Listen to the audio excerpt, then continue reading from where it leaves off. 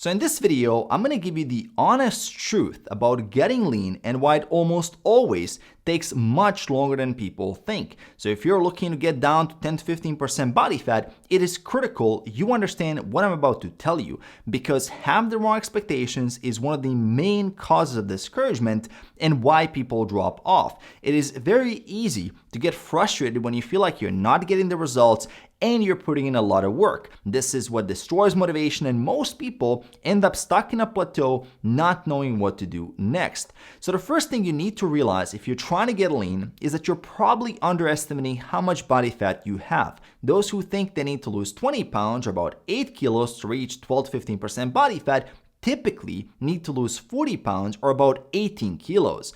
Often even more. And a part of the problem is that devices like smart scales or in-body scans also tend to underestimate the body fat percentage, especially when someone is at a high body weight.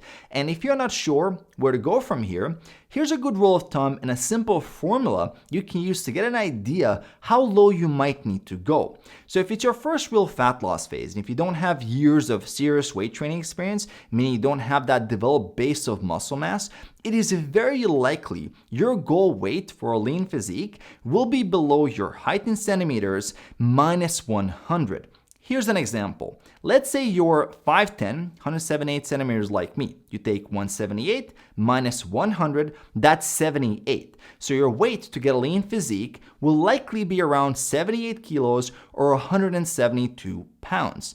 And people don't want to hear this, but that's the truth. Nearly everyone greatly underestimates the amount of body fat they have and overestimates how much muscle they have, including myself. I started my fitness journey about 200 pounds, about 91 kilos, and had very little muscle on me and minimal weight training experience. When I first started losing weight, I thought I had about 25 pounds or 11 kilos to lose. But when I lost those 25 pounds, I realized I was nowhere near my goal. I did see 175 on the scale, but then when I looked in the mirror, I was very disappointed.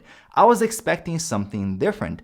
Now, I did continue pushing, and eventually I ended up going down to 154 pounds, about 70 kilos, and I could finally see some abs. That's after losing 46 pounds or 21 kilos.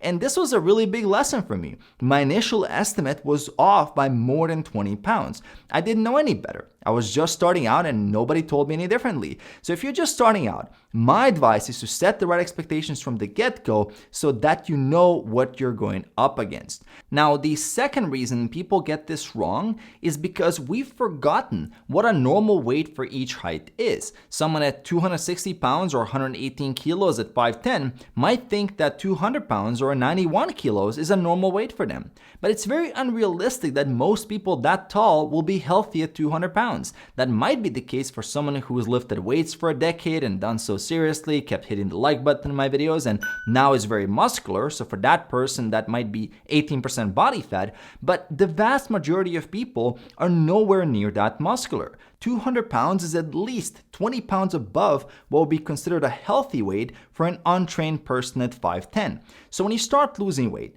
don't expect people to automatically understand this. You'll likely be getting comments such as you're getting too thin, your weight is already too low, or you're good, you don't need to lose any more. And some of it is simply because people are concerned about you, as most of the time they see other people lose weight is due to some kind of illness. But a lot of it also comes from a place where we've forgotten the metrics for a normal, lean, healthy human body. The obesity epidemic has distorted our reality. So I recommend setting your goal based on how lean you want to look in the mirror, think about your body composition, think about your body fat percentage, and stick to the plan. If you have to lose more weight to get there, so be it. If you haven't weighed that much since college, that's fine.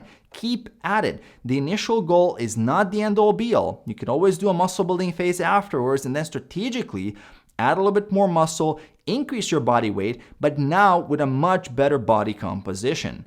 Now, the third reason getting lean will likely take you a lot longer than you think is because you're going to be making a lot of mistakes, especially if you're dieting to a body fat percentage that you haven't been at before, such as 12 or 15% body fat. That might be vacations, holidays, birthdays, nights out, could be stressful weeks at work or family stress. Regardless of the cause, it will happen. It is inevitable. You will screw up, and more than once. It's not a matter of if, it's just a matter of when. Old habits won't just disappear because you decided to get lean. No one can go from having overweight eating habits to lean eating habits overnight. Habit change is not an on and off switch, it's a process. You make some progress and then you have a setback. You recover, you get it together, make a little bit more progress, and you have another setback. When you do it right, you'll learn from your mistakes. And that's when those setbacks become less frequent over time and they also aren't as severe. For example, if weekends used to be a problem, now you can predict how the weekend might go. You plan your calories and macros, you check the menus ahead of time, you pre-log the meals in your food tracker, and now you know exactly what to order at the restaurant. With groceries, you'll learn which trigger foods to avoid and you don't bring them to their house. Maybe you realize that high-intensity cardio is making you too hungry, so now you're focused on walking more, increasing your step count. You might realize that you need to cut out alcohol because a few drinks leads to poor eating decisions and bad sleep and makes everything much harder to stick to. And usually to learn stuff like this, you gotta screw up sometimes and it's gonna be painful, but that's how you discover the true weakness in your plan and that's how you end up fixing it. No one is 100% perfectly consistent and you don't need to be to see great results, but you do need to be persistent and you need to learn from your mistakes and you need to keep coming back at it. Fat loss is a skill set that you learn and build over time, and that's what will make getting and staying lean sustainable long term. And if you're interested in working with me to learn those skills and avoid a lot of the mistakes, the details for coaching are in the description below, so check those out and I'm gonna see you in my next video.